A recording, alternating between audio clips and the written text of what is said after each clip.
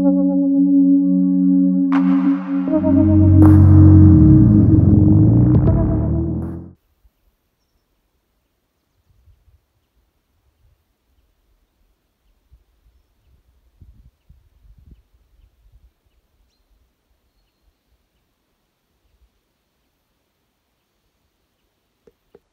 išgyventi tame beprotiškame pasaulyje. Įvykiai vyksta vienas paskui kitą. Jeigu tu ypač dar seki, kas vyksta, tai visiškai beprotybė. Karas, karas, karas. Visur vyksta karai, visur baimė. Kaipgi išgyventi tokiame pasaulyje? Kągi reikia daryti, kad tu būtum ir atrastum savo tikrą gyvenimą? Tai kaipgi išgyventi tokiame pasaulyje, kur vyksta tiek įvykių? Tokių žiaurių įvykių. Iš kur aš tai žinau? Atrodytų, kad aš gal tuo domiuosi. Ne, aš tuo nesidomiu. Todėl, kad mane žmonės klausia, o tu žinai, kad vyksta tas ir tas? Ar tu žinai, kad vyksta karas dabar Izraelyje su Palestina ir panašiai? Sakau, taip, esu girdėjęs, kad toks dalykas vyksta. Kodėl aš girdėjęs? Ne tik iš žmonių. Kai aš savo kanale ten talpinu informaciją ar video, ar mokausi kažko tai iš internetu dirbdamas kompiuteriu, man išmeta informaciją apie įvykius, kuriuos aš turėčiau sekti. Tai yra, kad va štai įvyko toks įvykis, tiek žmonių žuvo, ten žudoma, pjaunama, galvos prievartaujama, tu tik atkreip savo dėmesį ir eik tenais. Aš visą laiką ištrinu tą informaciją, kad man net nerekomenduotų tos informacijos, net einu skaityti, bet užtenka tik to momento, kad pasižiūrėti, užmest akį ir protas iš karto pradeda pakauti nerimo bangelę. Ir iš karto jisai pradeda vilkti ten, kur yra tamsa, kur yra baimė. Ten, kur paralyžiuoja, kur tu tada tik tai seki informaciją, nes taip yra sutvertas mūsų kūnas, mes norim neigiamos informacijos, kuri mums suteikia tokį pasitenkinimą, bet tuo pačiu iš karto eina ir tempia į tamsą. Kadangi aš neskaitau, nesidomiu ir esu šitoj vietoj labai kategoriškai nusiteikęs, tai aš nematau tos situacijos, to gilumo. Bet kiek aš pamenu, ir aš tą patį pasakiau paskutinį kartą su žmogum, kuriuo kalbėjausi, kad tas karas Palestinoje su Izraeliu vyksta, kiek aš pamenu, ir sovietmečių ten visi kariavo, ir sovietmečių ten vyko lygiai tas pats. Niekas nepasikeitė. Niekas nepasikeitė. Tik tai norima atkreipti dėmesį, tavo dėmesį nukreipti tenais, kad tu eitum vėl į baimę. Vienas karas vyksta šalimais ir tu bijai. Kitas vyksta tenais ir tu bijai, nes tau informacija yra transliuojama aplinkui tokia. Aš buvau lygiai taip pat toj pačioj Jeruzalėje. Esu aplankęs su kita misija, aš dalyvavau knygų mugėje Jeruzalės ir lankėme senamiestį. Žiūrėjom, kaip tai atrodo būtent iš Izraelio pusės.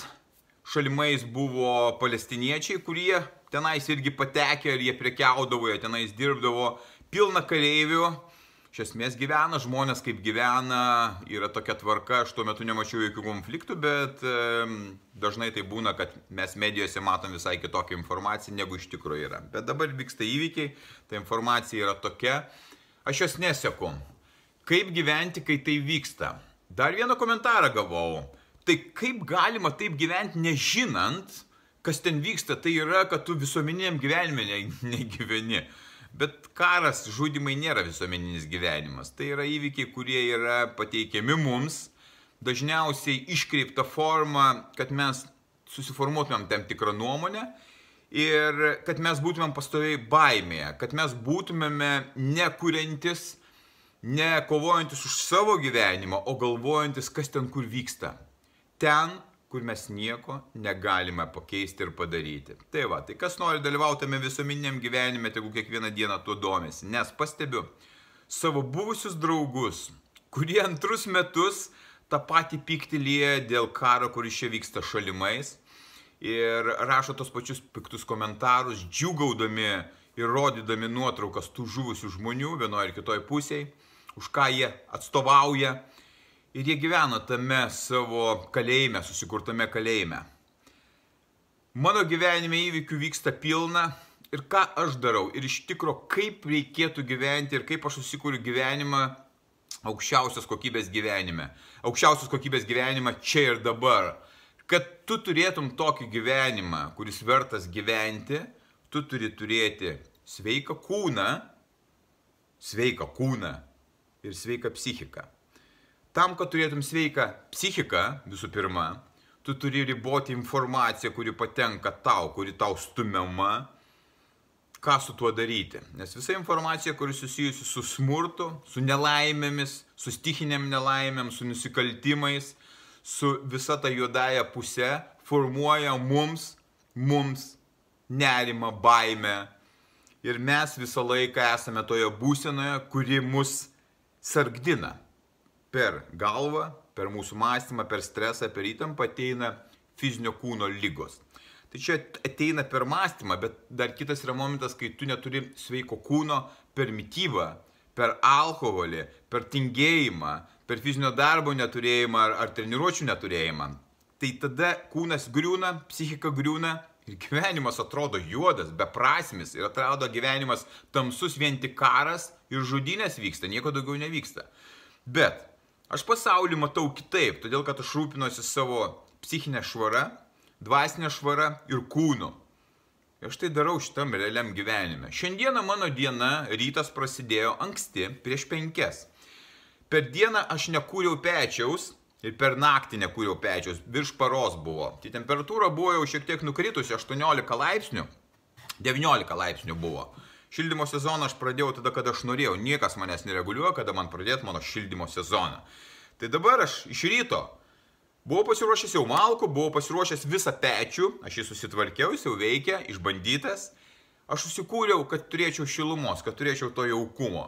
Tai mano rūpestis ir ta realybė yra štai tokia. Aš atsinešiau vandens iš šulinio, aš nusiprausiau nepilnai, bet pasiruošiau pokalbiui su žmonėmis, kuriems aš padedu eiti kitų gyvenimo keliu. Pokalbis prasideda 5:30, paprastai kiekvieną rytą.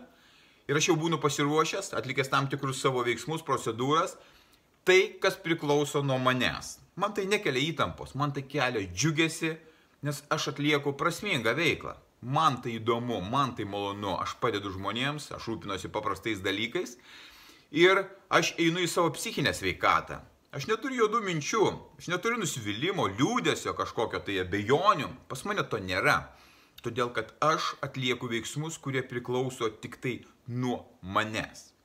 Jeigu aš būčiau įlindęs tenai žiūrėti į pasaulį, kur kiekvienam kampelyje yra pateikiama informacija, kas vyksta Mianmare, Afganistane, kažkas opiumą augina, kažkas kažkur tai Amerikoje narkomanų liūnas pasidarė, tai gyvenimas atrodytų toks ir yra. Aš pasaulį matau kitaip, aš išeinu iš ryto ir matau medžius, matau gamtą. Aš žinau, kad aš turiu atlikti užduotis ir savo atsakomybės aš turiu kiekvieną dieną. Bet tam, kad aš išlaikyčiau savo psichinę ir fizinę sveikatą, aš turiu žinot, ką aš turiu daryti su tuo. Kaip aš turiu rūpintis savo kūnu ir savo psichiką, ir savo dvasinę švarą. Kokie veiksmai padeda man jaustis kiekvieną dieną gerai. Tuos veiksmus turiu atlikti kiekvieną dieną.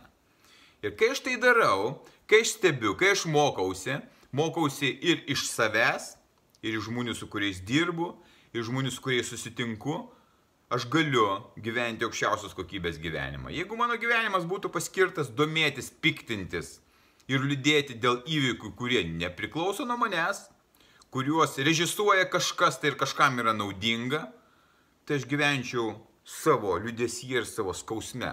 Aš gyvenau tokiame skausme anksčiau, kai reikėjo eiti per sunkius laikotarpius mano gyvenime, prasidėjo toks karas Čečėnijoje, kur aš buvau net pasiryžęs važiuoti į Čečėniją, kažkodėl tai kovoti su čečėnais. Kažkodėl buvo man tokia mintis, todėl kad buvo tokia propaganda varoma.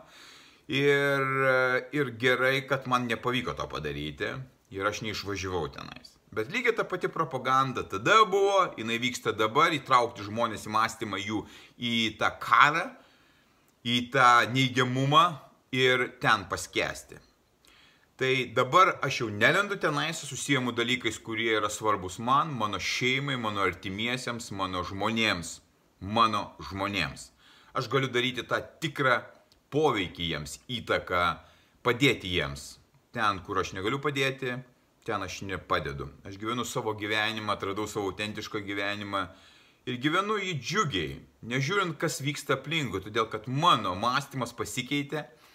Aš per savo programą, kurią jungiu kiekvieną dieną, kad būčiau ir tapčiau stipresnis, kiekvieną rytą rinkdamas pergalės, mažas pergalės, eidamas po šaltų dušu, eidamas sportuoti, turėdamas mintis švarias, neprijungęs jokių neigiamų emocijų, aš stiprinu, aš laimiu.